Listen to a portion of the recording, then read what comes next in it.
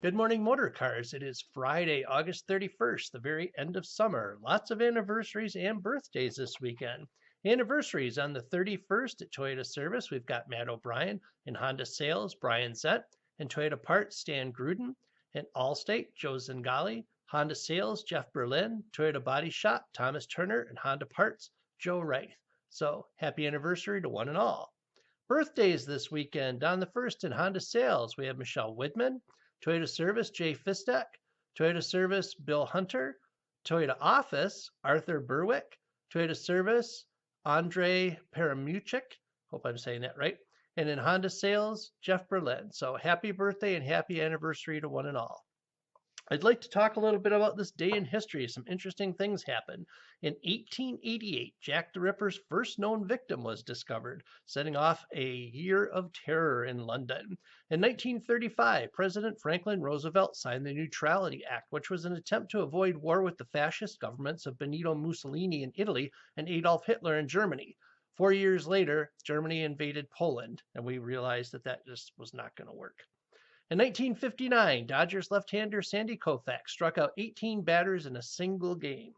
In 1969, Muammar Gaddafi overthrew the Libyan monarchy and kicked out foreign oil companies, which put him on everybody's shit list for the next 50 years. In 1983, Russian jets deliberately shot down a commercial flight from Korea, killing 269 passengers and crew. In 1998, federal law made vehicle airbags mandatory. Let's see, word of the day. Today we're going to talk a little bit about the phrases that customers and coworkers hate the most to hear, especially in emails. Number one, with 25% of all the respondents. Not sure if you saw my last email. 13%, per my last email. And 11%, per our conversation. 11% also. Any updates on this?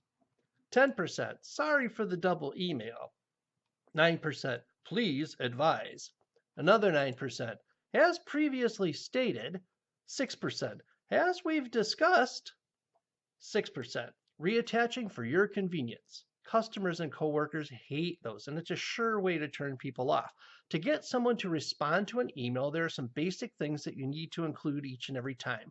Number one, start by introducing yourself, telling the person what it is you do. Explain in one sentence why you're writing to them. Make that sentence 10 words or less. Clearly outline what it is you need to know or what you want. Give them a call to action. If you tell me this, then I can provide this or I can do this.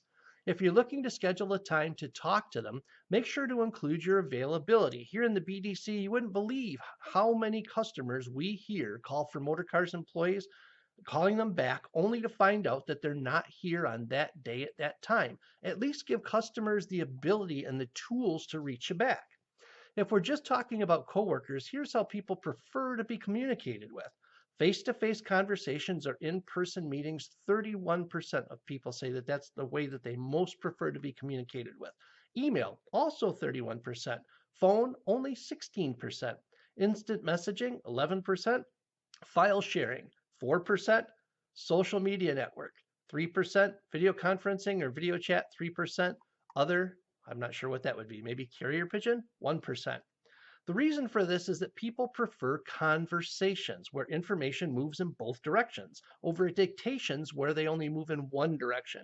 Unfortunately, most communications with coworkers these days are via email, which are dictations rather than conversations. I hope you have a lot of good conversations this next week. Have a good weekend, Motorcars.